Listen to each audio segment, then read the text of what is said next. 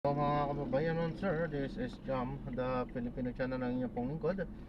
So today is January 19, 2026 at tayo ngayon ay papunta dyan sa may Security Bank sa may G. Araneta Palanza entrance sa may Araneta Avenue po yan na doon niya Imelda Galas, Quezon City at dadalhin po natin sa may Jollibee Raon po yan sa may Quezon Boulevard, Raon Shopping Center, Quiapo, Manila po yan. Okay, so magbabalik po tayo mamayang unti pag nakuha na po natin sila. Disclaimer lamang po, ang content po natin ay kalsada at hindi ang passenger. Kaya naman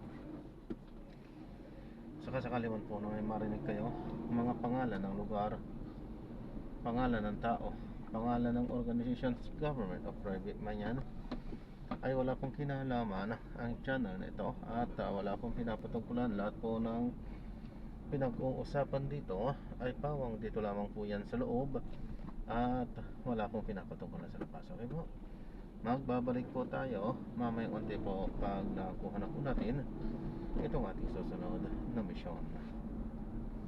At samantala makinig tayo ng mga nagbabagong balita at mga talakayan habang tayo ay papunta doon sa ating pick-up area. Yata, kung di ako nagkakamali. Napakadali sanang bumiyahe from Camarines Sur to Naga. Pero ngayon, 3 oras. Pero manasay, ang Naga nasa Camarines Sur. Oo. Tapos pupunta ka ron from one town to Naga City, 3 oras ka. Haba naman. 45 minutes ang oras na. Dahil kailangan mo mag-detour. Detour, kaya lubak-lubak ang kalsada. Yun lang. Sino ba mga nag-ahari dyan sa Camarines Sur? Sino ka ba? Villa Verde ang apelyido ng mga nag-ahari dyan. Alam mo, Weng, panahon pa ni Duterte, ang dami ng allocables O naman. ng probinsyang yan. Saan napunta po ang allocables ng probinsya? Isa po sa pinakamahirap na probinsya. Alam mo, sasagot nila sa'yo. Ano? Hindi ko alam. Ako ko tinatanong. Seryoso na po ito. Kaya nga, siguro isa sa mga dapat isilipin ninyo, imbestigahan. Na-highlight din yung issue tungkol sa political dynasty. Dahil po ilang dekadang nag-ahari ang mga Villa Verde. From the father down to, ano ba, ako. Oo, at tuwing magkakaroon ng eleksyon, maraming may nakikitang video na bibigay sila ng pera para sila yung ability. So, tinatanggi naman wala naman nag-i-imbestiga sa kanila. I-imbestiga sa Kasi kanila. wala pang tumitinto na issue. Alam mo naman sa atin, di ba? Oo. Diba, nananakot pa nga ng Wala nagpa-file ng kaso. Barangay. Sila mo may mag-file ng kaso, o. Diyos ko naman, mga kapuso, kawawa ang Camarines. So, just like any province, far-flung province dito po sa Pilipinas. With proper diet and healthy lifestyle, ask your doctor about Vanguard.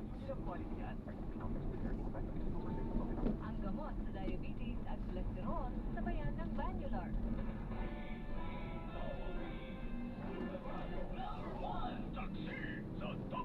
Ito, Weng, sana matuloy ito, no? May bago tayong nabukal, mga kapuso, na gas field dito po sa Malampaya. Grabe yan. Ang pwede po nitong ibigay na kuryente po sa mga Pilipino ay, ano ba ito, 78 ng gas, katumbas halos 14 na bilyong kilowatt-hour. Sabi nga ni Kakang Beto, 14 billion kilowatt-hour. dapat sinigreto natin, maglalaway ang check. Well, pero atin to, kasi Atin ka malinaw yan sa dapat yan.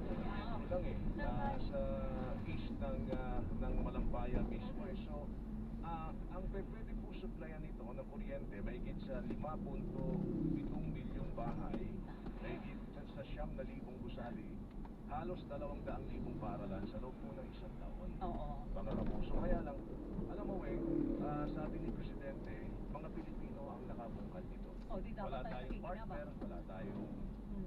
Kaya lang, ganun din naman nangyari sa Malampaya, di ba? Oo, ang Malampaya gas field, yun nasa may Palawan area. Dapat ano yan parang sinasabi nila magde-deplete o mauubos na yung natural gas dyan. Ubus na, dapat 2024, 2027 ang projection. Pero luckily, na-extend kasi yung operations niyan. So, yung phase 4 ng kanilang pag-drill o pag-explore, yan ang tuklasan niyang binanggit ni Presidente na yun. Alam ko, Weng, kulang tayo sa technical Oo naman. expertise. Baka pwede tayong kumuha ng partner na hindi naman tayo... Ang alam ko kasama natin dyan ang Shell. O, baka Oo. pwedeng partner tayo sa Shell ulit at kaya lang bababa presyo ng kuryente natin. Kasi Dapat. Malampaya, ganun din. Hindi Dapat. naman bumaba. Hindi rin. Bakit ganun? Mr. President. Baka po gusto niyang paramdam sa amin yung yaman ng Pilipinas. No? Baka ito legacy na ni Presidente. Pwede. Malay mo. Okay. Nasa linya natin si Ginoong Gremil Nas, spokesperson, OCD Region 5. Alam natin ang sitwasyon dyan po sa Bicol Region. Kaugnay pa rin po ng problema natin sa Mayon. At the same time, yung Ada. pong naging pananalasa po ng Bagyong Ada. Sir Gremil, magandang umaga. Si Joel Siweng po ito. Good morning po. Good morning po, ma'am. Ano pinakahuling development po dyan sa Region 5? Kaugnay po ng pananalasa po ng Bagyo. At the same time, problema po natin sa Mayon. Sa ngayon po, improved weather din naman po ngayon sa Bicol Region, specifically dito po sa station namin talaga sa City ay pero nung nag-organize naman po ako verbally via phone sa mga meeting reports, hindi pa po nito receiving and subsided. Magsaset na lang po kasi sila ng official situation report na subsided na po ito. Pero dahil po dito sa part talaga sa city and other areas sa Bicol Region, nakita ko rin naman po sa social media na umuupa na rin po or di kaya subsided na. Okay, so lahat naman yan, ibig sabihin niya, nadadaanan na yan lahat. Sir Grimil, na kahit maliliit na mga sasakyan. Sa national roads po natin, ma'am, ay lahat naman po passable. May ilan lang na national roads na one day passable o di kaya medyo mabagal yung daan. Pero sa ating mga local roads, meron pa pong not passable pa for all types of vehicles. Pasigurado lang po habang hinihintay na gumanda yung panahon. Okay, as of the moment, meron pa rin bang mga kababayan tayo nasa evacuation center? Yes po, sir. Total po, nasa 9,995 families or 32,804 persons po ang evacuation po natin. Pero, yun nga sir, hinihintay lang din po namin official reports ng government para may reflect na po natin na bumababa na rin yung number of current evacuations. Alright, Sir Grimil, thank you ha. Salamat sa oras. Thank you. Thank you very much. Gandang umaga si Ginoong Grimil Nas, spokesperson OCD Region 5, mga kapuso. Sana umupa na ang baha, kundi man Pero dito mo kanina yung may dumadaan na nakamotor. Lahar yun eh, yung puro parang ano mo graba tapos mga bato-bato. kaya nga. Yung nag-iwan ng baha na galing sa taas. Maganda naman doon sa pwede kang graba yung mga bato-batong yun. Basta malinis lang, matanggal lang Ayos lang. Oo. Sabay lang mga kapuso, magbibigay sa magamit sa Maharlika Highway. Pwede. Mapaganda na ho yung Maharlika Highway ha. Oo. Sana po yung mga congressman natin dyan, yung mga governor natin dyan, yung mga pamilya dyan, yusin nyo naman yung kawawa naman yung mga taga-Kamsur, ibang mga lugar dyan sa Bicol Region. May galit ka dyan. Ha? Malagayan dyan. 4. Radyo na ha. Hindi ba? Laban ng fake news. Dapat totoo.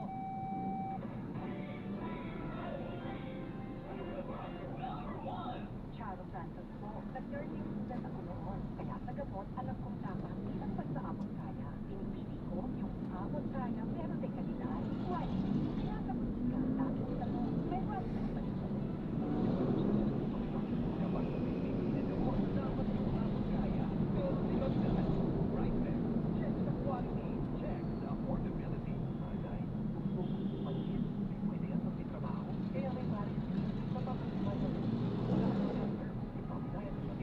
Para sa trabaho at sa pangarap, walang bibili o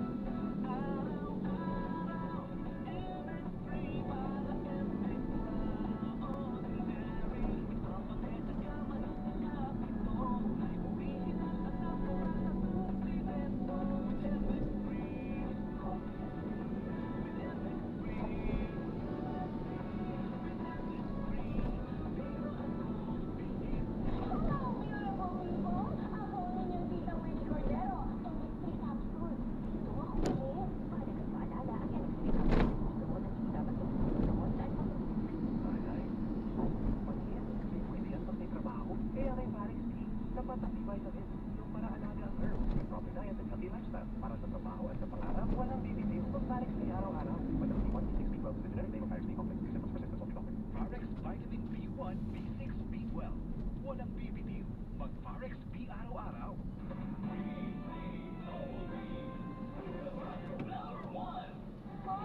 Yung mga dadaan po ng NLEX.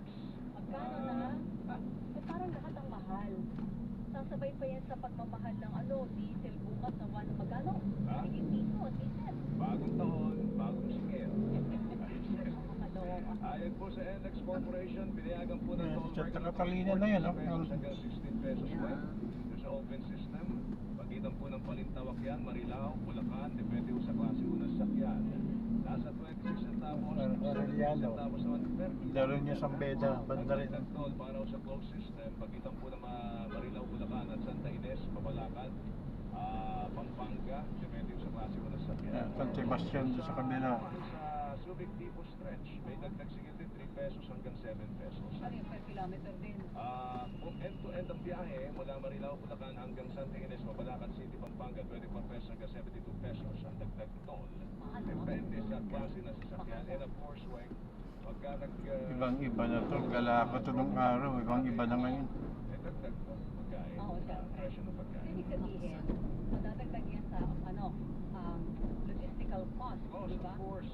May naman. Magmamahal namin yung mga prutas natin, bigas natin, isda natin. Siyempre, tapos every week pa tumataas. Oo, di ba? Totoo yan. Ayos talaga. We love the Philippines. I love the Philippines.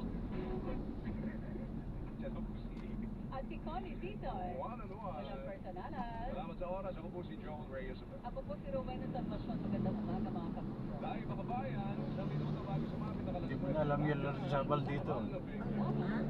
Yung Lord Sabal, di mo na alam.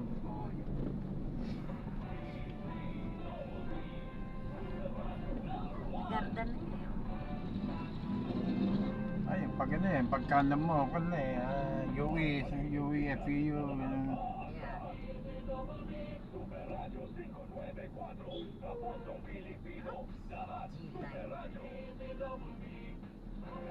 Hindi matitira, hindi pahuli, hindi paaawat. Number 1 sa buong taon ng 2025 sa AM station, ang Super Radio DZWB.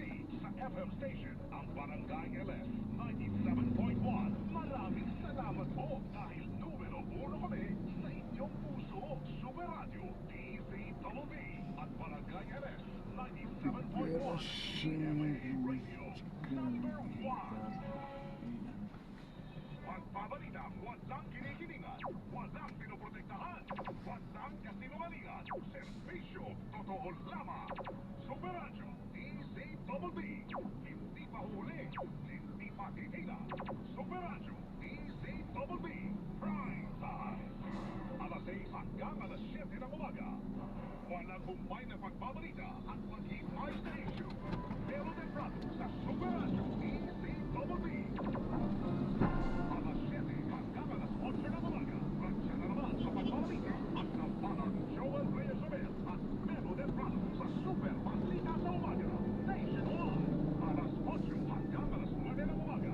Karaniwang pagtalakay sa maliinit na balita. Hatid ni Rowena Salvacion at Joel Reyes sa Saksi sa Double B. At alas 9 hanggang alas 10 ng umaga. Hindi pa aawat ang tampanan Arnold Clavio at Connie Season sa pagtalakay sa mga isyu ng bayan sa one-on-one, walang personalan. Super Radio, DZWB, prime time. Pagbabalita, walang kinikilingan, walang pinoprotektahan. Mindiola, mami, ang yun. Serbisyo, totoo Ganun lamang. siyang Beda na. Super Radio, DZWB, prime time. Ay, yung building na yun, yung katapat eh, kwan.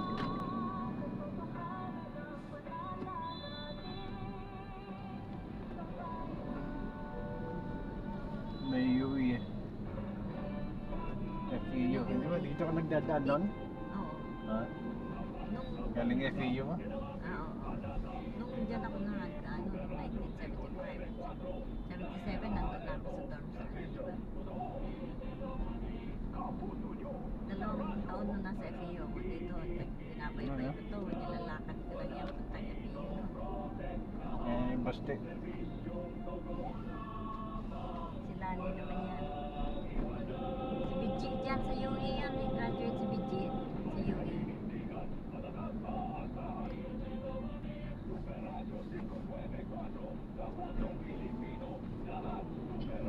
Ayan. Yan.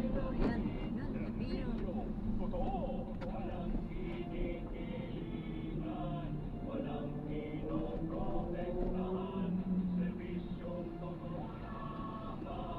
Tapos ano na nga yung palengke dyan? Ano na nga yung ano dyan?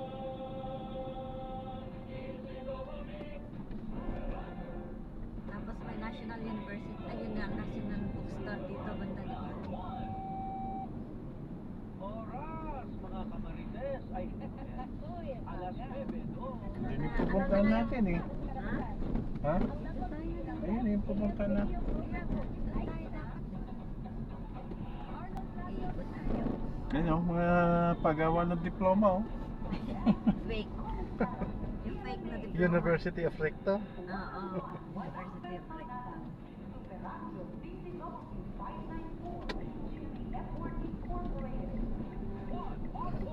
Walang personal. Ay, mamayang hapon. Iabangan natin. Masyado kayo nagmamadali. Naka-stop pa kayo eh. Kasawa pa naman ang ka. Malakasan ng busina yata. Iabangan natin ang House of Flies.